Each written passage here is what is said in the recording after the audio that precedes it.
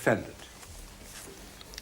It was the defeat of Henry VI, far left-hand side, which established not only Edward IV, but the House of York, from which he came, on the throne of England. And thereafter, for the next 10 or 11 years, peace and prosperity reigned up to the period 1483.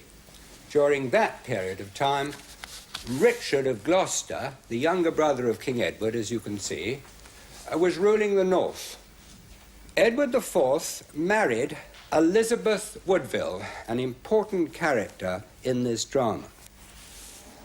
The Queen's family, the Woodvilles, were ambitious and acquisitive, and Edward IV turned them into the most wealthy and powerful faction in the south and in Wales, thus, in fact, although he may not have known it, sowing the seeds of the violence and conflict which was to come. Finally, there are two other characters, before we leave this tree, that I must refer you to. Far right-hand side, at the bottom, Henry, Duke of Buckingham, an ally of Richard III. And equally important, left-hand side towards the bottom, Henry Tudor, to become Henry VII and to marry Elizabeth Woodville's daughter, Elizabeth of York. Well, now, members of the jury, let us come now to the death of Edward IV. He died unexpectedly on the 9th of April of 1483. His will nominating this defendant protector to the new child king, aged 12. But despite this, it was immediately obvious that the Woodvilles were determined to seize the reins of power through that boy. Lord Hastings, I'm sorry to keep throwing these names at you, but Lord Hastings, Edward IV's chamberlain and chief of the guard, a very powerful man in the establishment, he realized what the Woodvilles were up to, and he called for Richard from the north. Edward IV had died very suddenly. In the result, Richard, together with his friend and ally, Buckingham, intercepted the king and his Woodville entourage at Stony Stratford on their way to London. Earl Rivers and Sir Richard Grey, leaders of the Woodville faction who were accompanying the boy, were arrested, and the boy king was escorted by the defendant to the royal apartments in the Tower of London, ostensibly at that time to await his coronation, but in fact never to emerge again. The Woodvilles were now in disarray.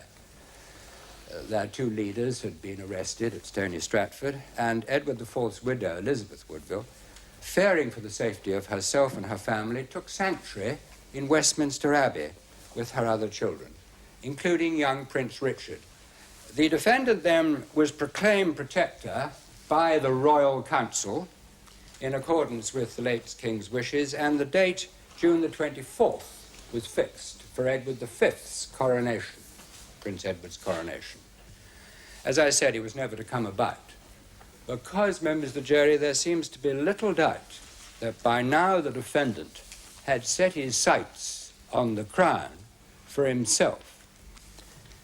Hastings, who, as I told you, although anti-Woodville, loyal to Edward IV and his son Edward V, wouldn't countenance this. So what happened? What did Richard do? He had him arrested and summarily executed without trial, an act which stunned and appalled not only the establishment in London, but also the populace generally. Rivers and Grey, the two Woodvilles who'd been arrested, were also executed, and the pattern was set, the Crown suggests, the road to the crown by now already running in blood. On the 16th of June, Elizabeth Woodville,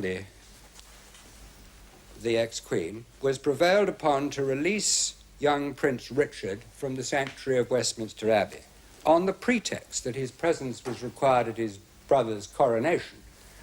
But he was immediately, having been released, placed with his brother in the Tower. And the prosecution suggests that that was all part of the defendant's scheme to get the young boys together in the Tower so they would both be under his control. What was the next stage, members of the jury? He then set about disinheriting the two princes. He did this by proclaiming them bastards, illegitimate children, upon the basis that before their father, Edward IV, had married their mother, Elizabeth Woodville, he had entered into a contract of marriage with another lady, one Eleanor Butler. The evidence of this pre-contract, as it was known, was said to come from a Bishop Stillington, and if true by the law of those days, that could have nullified Edward's subsequent marriage to Elizabeth. I say if true because the prosecution say it was a pretext, another one. But although it was not generally believed, it helped to clear the princes away from Richard's path to the throne, and indeed, come July the 6th, he was crowned king. The usurpation had been ruthless, smooth, and efficient. But the princes remained a worry, a thorn in Richard's side. Richard was considered a northerner. He'd been up there, as I told you, for many years, and he wasn't popular in the south. His position was by no means secure, there being widespread concern at the way he'd seized the throne. The princes were therefore still a very dangerous rallying point for his opponents, and so, members of the jury, they were brutally murdered. Well, now, why did the prosecution say the princes were killed? Well, members of the jury, to start with, they disappeared and were never seen again. And rumours started in the autumn of that year that they were dead and circulated widely thereafter, both at home and abroad. Did Richard ever produce them to scotch those rumours? No. Did he ever admit that they were dead? No. And why not if they'd died naturally? Did he ever accuse anybody else of being responsible for their murder? No, he did not. He remained silent, totally silent. A thunderous silence, you may think, members of the jury, which in fact shouts his guilt. But, members of the jury, proof of their deaths was established in 1674 when bones, almost certainly theirs, were found buried in the Tower. And, members of the jury, you will want to ask yourselves, will you not, if they were not secretly killed, why were they secretly buried? Members of the jury, before turning to the remainder of the evidence, I will just complete, if I may, the story of Richard's reign. Richard's ally, Buckingham, changed camps and led a revolt against Richard III, this defendant. It was a short-lived rebellion and totally failed. And in the result, Buckingham was arrested and executed. Richard then reigned for another 2 years only. There was a second rising.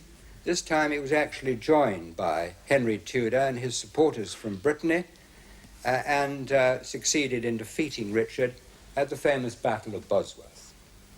Henry Tudor then went on the throne as Henry VII and married Elizabeth Woodville's daughter, joining the houses of Lancaster and York and ending that strife. Members of the jury, the position therefore was this. Those boys, we suggest, could not have been killed in the Tower without Richard knowing. And if he knew, as he must, why did he not bring the culprit to trial unless he was the culprit himself? Now, is this confirmed by contemporary or near-contemporary records? And this is the last matter that I intend to put before you at this stage. The two most reliable records, known as the Croyland Chronicle, which we will be referring to in the evidence, and a record by an Italian called Mancini. One other record to which I must refer, and that is, and probably the best known of them, that of Thomas More in his Life of Richard III. That was written after the event, about 20 years after the event, 30 years actually, I think it was. More describes how Richard first sent a letter to Brackenbury, the keeper of the Tower, ordering him to bring about the deaths of the princes, but when he refused, sent someone else, Sir James Tyrrell, to do the deed. In the result, Tyrrell arranged for two servants, Forrest and Dighton,